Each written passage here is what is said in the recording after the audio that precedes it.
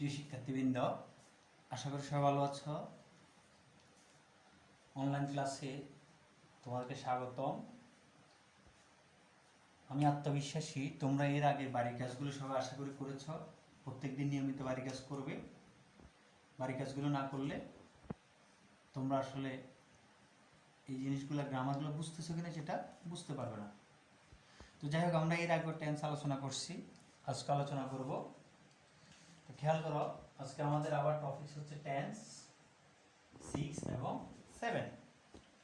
সবাই মনোযোগ সহকারে খেয়াল করো। আমরা এর আগে আলোচনা করছিলাম, আজকেও করতেছি। আমাদের 3টি প্রকার বাদ পড়ে গেছিল, অর্থাৎ ছিল। আজকে এই 3টি প্রকার আমরা আলোচনা করতেছি।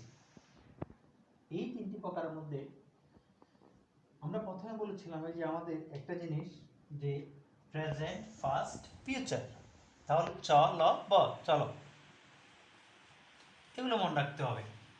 এরপর indefinite, continuous, perfect, perfect continuous. তাহলে আমরা বলছিলাম কন্টিনিউয়াস হবে তে, এরপরে পারফেক্ট হবে আ, পারফেক্ট কন্টিনিউয়াস হবে সময় যোগ তে।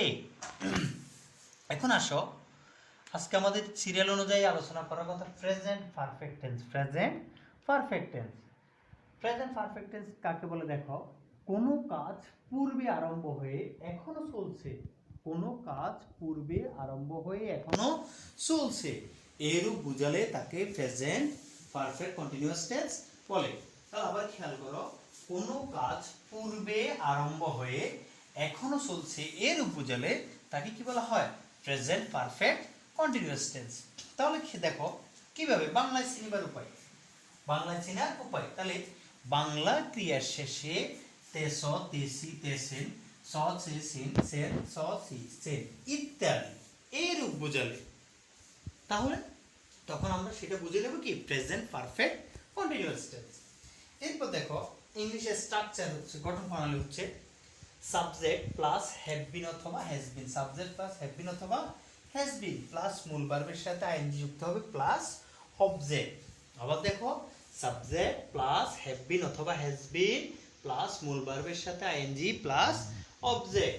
এর আগে আমরা গত ক্লাসে কার সাথে কি বলবো, অর্থাৎ subject first person, second person, third person হলে কি বলবো আমরা আলোচনা করেছি। যেমন I have been eating rice, I have been eating rice। তাহলে দেখো আইটা হচ্ছে আমার সাবজেক্ট, হ্যাভ বিন অথবা হ্যাজ বিন নিয়ম অনুসারে। এরপর হচ্ছে মূল ভার্বের সাথে আইএনজি। মূল ভার্ব হচ্ছে আমার ইট, ইটের সাথে কি যুক্ত হয়েছে? ING, eating rice, I have been eating rice. এরপর দেখো first perfect continuous, first perfect continuous. তাহলে ফার্স্ট পারফেক্ট কন্টিনিউয়াস টেন্স বলতে আমরা বুঝি অতীতকালে কোনো কাজ কোনো বিশেষ সময়ের পূর্বে শুরু হয়ে সেই সময় পর্যন্ত চলছিল বুঝালে। তাহলে আবার দেখো অতীতকালে কোনো কাজ কোনো বিশেষ সময়ের পূর্বে, বিশেষ সময়ের পূর্বে শুরু হয়ে সেই সময় পর্যন্ত চলছিল। কন্টিনিউয়াস মানে আমরা কি বলছিলাম? চলছিল বুঝালে তখন তাকে কি বলা হয়? Present first perfect continuous tense. তাহলে তুমি এটা কিভাবে চিনবে? বাংলায় চিনিবার উপায় হচ্ছে তেছিল, তেছিলে, তেছিলাম, তেছিলাম, ছিল, ছিলাম, ছিলেন। যে কোনো একটি বাংলা ক্রিয়া শেষে এগুলোর মধ্যে যে কোনো একটি এবং অতীতের একটি সময় উল্লেখ থাকবে, অতীতের একটি সময় উল্লেখ থাকবে, তখন তো সেটা হচ্ছে ফার্স্ট পারফেক্ট কন্টিনিউয়াস টেন্স। যেমন স্ট্রাকচার হচ্ছে subject plus had been, subject plus had been plus মূল ভার্বের সাথে কি যুক্ত হবে? আইএনজি যুক্ত প্লাস অবজেক্ট। তাহলে I had been eating rice. তাহলে আইটা হচ্ছে আমার সাবজেক্ট, হ্যাড বিন নিয়ম অনুসারে। এরপর ইট মূল ভার্ব হচ্ছে কি? ইট, ইটের সাথে কি যুক্ত হয়েছে? ING plus object. ক্লিয়ার?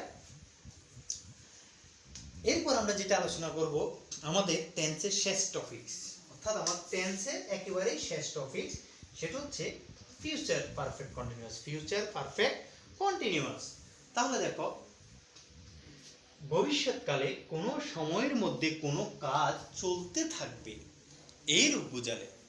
ভবিষ্যৎকালে কোনো সময়ের মধ্যে কোনো কাজ চলতে থাকবে এরূপ বুঝালে তখন তাকে কি বলে? Future perfect continuous tense. অর্থাৎ ভবিষ্যৎকালের একটি কাজ কি কোনো সময়ের মধ্যে কাজটি কি চলতে থাকবে, তাহলে এর যদি বোঝায় সেটা হচ্ছে ফিউচার পারফেক্ট কন্টিনিউয়াস। তাহলে বাংলা চিনিবার উপায় কি?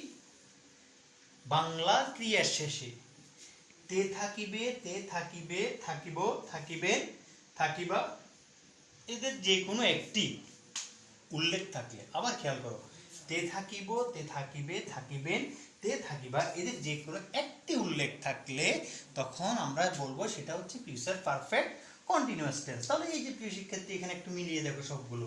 তো আমার স্ট্রাকচার হচ্ছে অর্থাৎ গঠন প্রণালী হচ্ছে subject plus shall have been অথবা উইল হ্যাভ বিন প্লাস মূল ভার্বের সাথে আইএনজি প্লাস অবজেক্ট। তাহলে আমরা এর আগে বলেছিলাম দেখো subject I shall have been eating rice, তাহলে খেয়াল করো সাবজেক্ট হচ্ছে আই, শ্যাল হ্যাভ বিন বসছে, মূল ভার্বের সাথে কি যুক্ত হয়েছে আইএনজি প্লাস অবজেক্ট। তো প্রিয় ছাত্রছাত্রীবৃন্দ, এটাই মূলত আমাদের আজকে টেন্সের শেষ টপিক ছিল এগুলোই। তো এবার দেখো আমরা যে সহজ নিয়মগুলি বলেছিলাম যে এখন তুমি একটু মিলিয়ে দেখো, বলেছি আমরা প্রেজেন্ট অর্থাৎ পারফেক্ট কন্টিনিউয়াস। পারফেক্ট কন্টিনিউয়াস কি হলো সময় যোগ তে, তাহলে তুমি এখন দেখো প্রত্যেকটির ক্ষেত্রে তে আছে কিনা, সবগুলোর ক্ষেত্রে তে আছে কিনা। যেহেতু তে আছে তার মানে আমরা নির্দিষ্ট একটা সময় থাকবে, তাহলে এটা আমার হচ্ছে কি যে কোনো একটি পারফেক্ট কন্টিনিউয়াস টেন্স। তাহলে আমাদের এগুলো হচ্ছে মূলত টেন্সের আলোচনার বিষয়, মূল স্ট্রাকচার। এরপর আমরা স্ট্রাকচার ভালোভাবে শিখতে হবে। সবার কাছে আমার করজোড়ে অনুরোধ থাকবে 12টি স্ট্রাকচার ভালোভাবে মুখস্থ করে ফেলবে। যদি না পারো কেউ আমার সাথে যোগাযোগ করবে, আমি আবার বুঝিয়ে দেওয়ার চেষ্টা করব। তো আমরা যে বাড়ি কাজগুলো দিয়েছি আশা করি করেছ। তো আজকে দেখো আমি একটা উদাহরণ দিয়ে আবার জিনিসগুলো করে দিচ্ছি।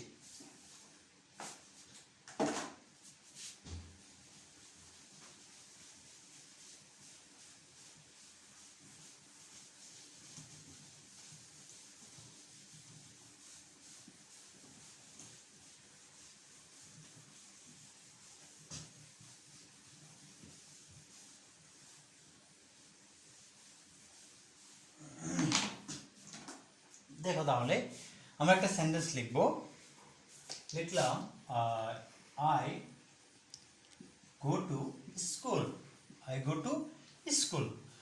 তাহলে এখন আমি আজকে এগুলো নিয়ে মনে করো সর্বপ্রথম করলাম আই গো টু স্কুল, এটাকে আমি সর্বপ্রথম করলাম মনে করো প্রেজেন্ট পারফেক্ট কন্টিনিউয়াস। তাহলে খেয়াল করো আমরা বলছি সর্বপ্রথম কি হবে present perfect continuous subject plus have been অথবা হ্যাজ বিন প্লাস মূল ভার্বের সাথে কি যুক্ত হবে আইএনজি। তাহলে দেখো সাবজেক্ট আই হ্যাভ বিন, তাহলে মূল ভার্ব এখানে কি গো, গোয়িং, অবজেক্ট বাকি অংশ বসে যাবে গোয়িং টু স্কুল। এরপর দেখো আমরা করব ফার্স্ট পারফেক্ট কন্টিনিউয়াস। তাহলে আবার খেয়াল করো subject plus had been, subject plus had been plus মূল ভার্বের সাথে কি যুক্ত হবে আইএনজি প্লাস বাকি অংশ। তাহলে খেয়াল করো আমার এখানে সাবজেক্ট কি আছে আই, এরপর হচ্ছে হ্যাড বিন, মূল ভার্ব কি গো, গো এর সাথে কি যুক্ত হবে আইএনজি যুক্ত প্লাস অবজেক্ট। এরপর আমরা করব এটাকে future perfect continuous, subject plus shall have been অথবা উইল হ্যাভ বিন প্লাস মূল ভার্বের সাথে আইএনজি যুক্ত প্লাস বাকি অংশ। তাহলে subject I shall have been going to school, to school, তাহলে মূল ভার্বের সাথে আমার কি যুক্ত হয়েছে আইএনজি। তাহলে এভাবে তোমরা প্রত্যেকটি টেন্সকে পরিবর্তন করার নিয়ম জানতে হবে। তাহলে দেখো যেমন আমি যদি প্রশ্ন করি আই গো টু স্কুল, এটা কোন টেন্স একটু চিন্তা করতে হবে। তাহলে গোটা হচ্ছে আমার প্রেজেন্ট ফর্ম, গো অ্যান্ড গন আমি লিখে দিয়েছিলাম, তাহলে প্রেজেন্ট ফর্ম, তাহলে সাবজেক্ট প্লাস মূল ভার্বের প্রেজেন্ট ফর্ম প্লাস বাকি অংশ, এই ধরনের হলে স্ট্রাকচারটা হবে প্রেজেন্ট ইনডিফিনিট টেন্স, তার মানে সাবজেক্ট প্লাস মূল ভার্বের প্রেজেন্ট ফর্ম প্লাস অবজেক্ট। এরপর দেখো তাহলে এটা হচ্ছে আমার প্রেজেন্ট ইনডিফিনিট টেন্স, প্রেজেন্ট কোন টেন্স ইনডিফিনিট টেন্স। তো এগুলো জানতে হবে। এরপর আসো এখন আমি বললাম যে এই সেন্টেন্সটাকে যেমন ওই দিন আমরা দিয়েছিলাম হি এই সেন্টেন্সটাকে তুমি কি করো, ফার্স্ট টেন্স ফার্স্ট ইনডিফিনিট করো, ফার্স্ট ইনডিফিনিট। তাহলে খেয়াল করো, আই গো টু স্কুল, তাহলে ফার্স্ট ফর্ম হচ্ছে এখানে কি হোয়েন। তাহলে আমরা জানি সাবজেক্ট প্লাস মূল ভার্বের ফার্স্ট ফর্ম প্লাস বাকি অংশ। তাহলে খেয়াল করো, সাবজেক্ট হচ্ছে আই ওয়েন্ট, কারণ আমার ফার্স্ট ফর্ম গোর ফার্স্ট ফর্ম হচ্ছে ওয়েন্ট টু স্কুল। মনে থাকবে? যদি বলা হয় প্রেজেন্ট কন্টিনিউয়াস করো, present continuous subject plus am অথবা ইজ অথবা আর প্লাস মূল ভার্বের সাথে আইএনজি। তাহলে আই এম মূল ভার্ব কি আমার গো, গোয়িং টু স্কুল। তো এগুলো এই টেন্সের স্ট্রাকচারগুলো ভালোভাবে শিখবে, এগুলো ভালোভাবে করবে। আমরা টেন্স এইখানে শেষ করব। আমি অল্প কয়েকটি স্ট্রং ভার্ব উইভাগ দেব, এগুলো 5টি শিখে নেবে আর এগুলো তোমরা বাড়িতে চর্চা করবে। যদি না বুঝো অবশ্যই কি আমাকে ফোন করে বুঝে নেবে। তাহলে ওই দিন আমরা একটা বাড়ি কাজ দিয়েছিলাম, আশা করি করেছ, আমার সম্পূর্ণ আত্মবিশ্বাস। তো আজকে কয়েকটি বাড়ি কাজ দিব, করে নেবে। যেমন আজকে আমরা দিলাম সি প্রেজেন্ট ফার্স্ট পার্টিসিপল, এগুলো হচ্ছে ফর্ম, এগুলো কি ফর্ম। সি স সিন, সি স সিন।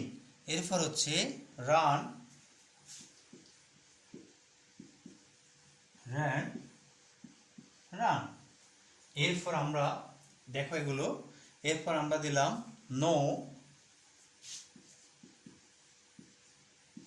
New known. এরপর আমরা দিলাম কাম কেম কাম। এরপর দিলাম ফাইন্ড ফাউন্ড ফাউন্ড। মনে থাকবে? তাহলে এখানে 5টা দিলাম, ওই দিন কিছু কিছু, এগুলো আমরা তোমরা দাফে দাফে শিখে ফেলবে। আর আমরা তোমাদেরকে বাড়ির কাজ দিয়েছিলাম, আগামী দিন মুখস্থ পড়া শিখে আসবে, অর্থাৎ রাইটিং সেট শিখে আসবে। অ্যাডভান্স অর্থাৎ সিলেবাসে কম্পোজিশন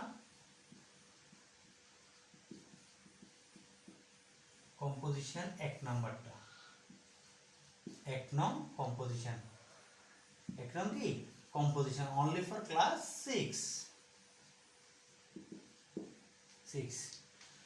এভাবে বাড়ি কাজ করবে ইনশাল্লাহ। আমরা নেক্সট ক্লাসে আমাদের সাথে দেখা হবো অন্য কোনো টপিকস নিয়ে। আর সবাই একটু বাড়িতে ভালোভাবে পড়ালেখা করবে। আমরা আজকে এটুকুর মধ্যে শেষ করব। টেন্সের 12টি প্রকার। আমি যখনই তোমাদের স্কুলে ডাকা হবে, প্রত্যেকটি স্টুডেন্ট আমি তোমাদের প্রত্যেকের খাতা চেক করব, চেক করে আমি 12টি স্ট্রাকচার দেখব, 12টি স্ট্রাকচার ওই দিন আমি নিব।